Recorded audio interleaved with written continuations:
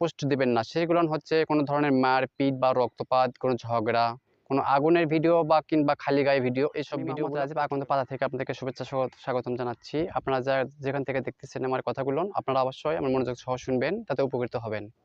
বিশেষ করে এখনকার যেসব ফেসবুকে যেসব কন্টেন্ট ক্রিয়েটররা আসছে, এই ধরনের অনেক ধরনের কথাবার্তা বলতেছে যে ভালোবাসা দিয়ে গেলাম, ভালোবাসা দিবেন, বাট ফলো দিবেন, এই ধরনের যারা কথাবার্তা বলতেছেন, আসলে ফেসবুকের নিয়ম কিন্তু এখনটা এরকম নয়।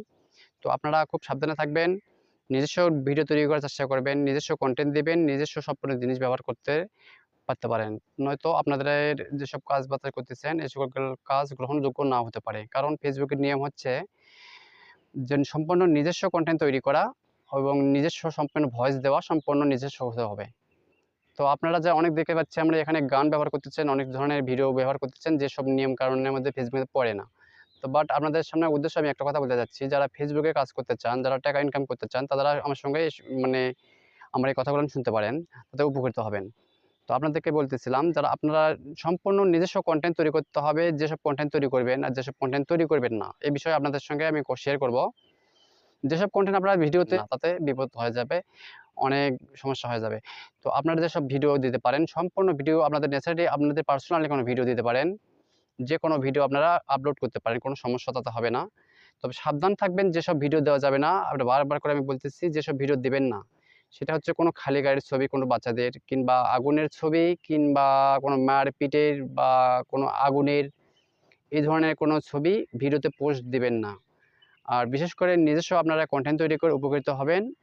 আর যেসব আপনারা অনেক দেখতে পাচ্ছি আমরা ফেসবুকে অনেক ধরনের বলতেছে ভালোবাসা দিয়ে গেলাম, ভালোবাসা দিবেন, ভালোবাসা দিলে পরে ভালোবাসা ব্যাক পাবেন, বাট এর ধরনের কোনো ফেসবুকে কোনো নিয়ম নাই।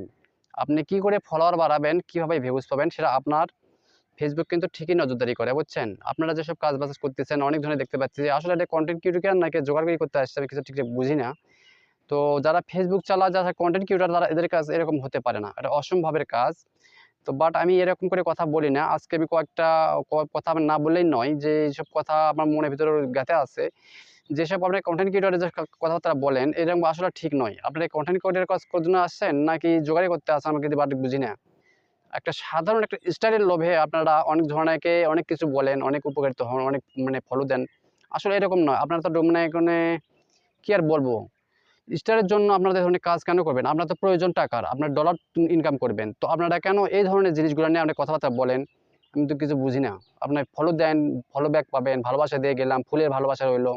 আসলে ভাই এটা কি ধরনের কথা? এটা কি কোনো কনটেন্ট ক্রিয়েটরের কাজ হতে পারে বলেন? আর নিজস্ব মনুষ্যত্ব আছে, নিজের ব্রেন বুদ্ধি আছে, আপনারা নিজেরাই একটু চেষ্টা করে দেখতে পারেন। তো বাট আমরা কেন মানুষের হেল্প নিয়ে চলবো? আপনারা ভালো, ভালো কনটেন্ট তৈরি করবেন, নিজস্ব কনটেন্ট দিবেন, সুন্দর লাগবে।